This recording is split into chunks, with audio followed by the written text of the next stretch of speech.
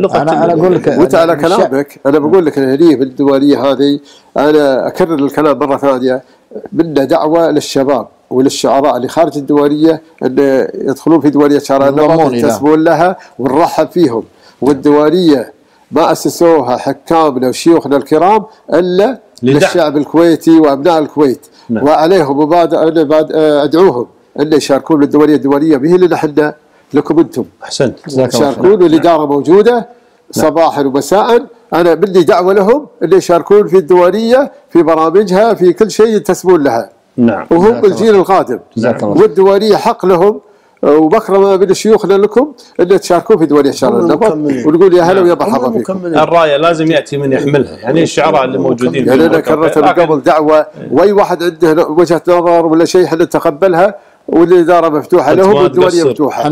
ويشرفنا ان الشباب ندعوهم ان يشاركوا في ديوانيه شعراء النبض، الشعراء وغيرهم المهتمين في الشعر دعوه لهم من هذا البرنامج.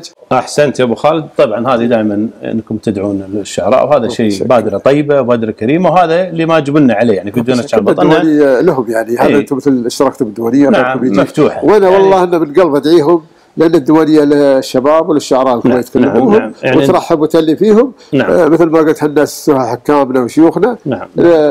اهل الكويت كان فيها ابو خالد الديوانيه كان فيها الرفاعي وبعدين السلامه. اي وكان احمد السيد الرفاعي الله يرحمه. الله يرحمه. وبعدها جاء والجنفاوي ومحمد وشبيب شو اسمه هو شبيب راشد الله يرحمه الغيري وعمر شامان مجموعه رشيدي السعيد وغيرهم ما قصروا. والحين يعني انت قمت في دور عظيم خاصه في الفتره الاخيره هذه يا ابو خالد. حسينا ان شنو في نغله نوعيه انت ما قصرت منها. واكبر دليل يعني